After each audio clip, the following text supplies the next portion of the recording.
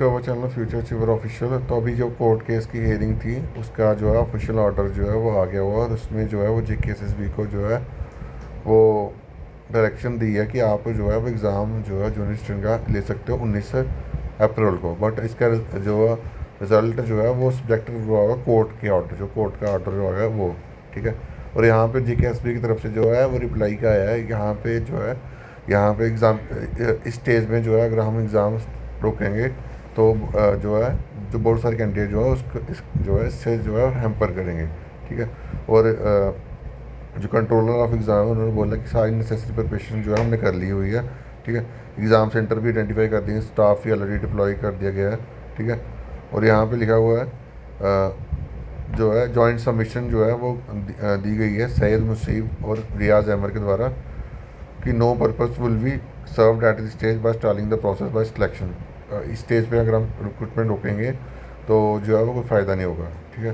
As the applicant are also appear in the schedule exam जो 19 April को होना है मतलब, ठीक है, which who are free to appear in the examination in accordance with law, ठीक है।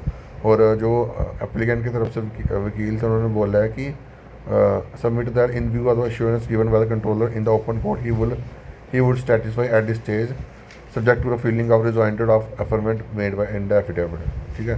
तो जो है जो एप्लीकेंट है उन्होंने उनकी तरफ से जो है वो अश्योरेंस जो है वो मानी गई है कि उन्होंने ओपन कोर्ट में जो है वो बोला है कि हम जो है जो भी चीज़ें करेंगे वो कैंडिडेट के बेनिफिट के लिए करेंगे, ठीक है। और यहाँ पे बोला गया एट दिस स्टेज वही जो रिक्रूटमेंट अगर हम इस स्टेज में रोकेंगे तो जो है वो अनफेयर होगा जो कैंडिडेट प्रिपेयर कर रहे हैं, ठीक है।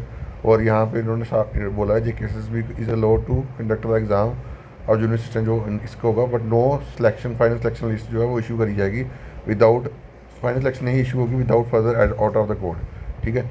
Needless to reiterate that merit should not be casualty at any stage, ठीक है, at any cost particularly when JKSSB is under responsibility to ensure there is no arbitrary favoritism।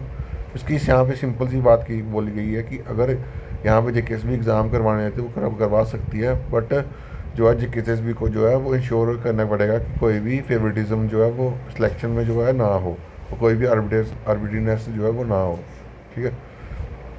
तो यहाँ पे जो नेक्स्ट डेट ऑफ हियरिंग जो है पड़ी हुई है वो 26 मई को पड़ी हुई है, ठीक है। और जहाँ पे इसके बीच में जो है दोनों पार्टीज़ को जो है वो अपने रिस्पेक्टिव जो आर्गूमेंट्स है वो रख सकती हैं, प्लीडिंग्स जो है वो रख सकती हैं, ठीक है। तो यही केस का जो है कंक्लूज़न है कि JKSSB को जो है परमिशन मिल गई है कि आप जो है एग्ज़ाम ले सकते हो, और जो फाइनल सिलेक्शन होगा वो सब्जेक्ट टू द आउटकम होगा जो इसमें आएगा कोर्ट में, ठीक है। तो ये चीज़ इसमें लिखी गई है। बाकी जो भी चीज़ें अपडेट हैं वो आपको मिलते रहेंगे। अभी के लिए इतना ही। Thank you guys, love you all.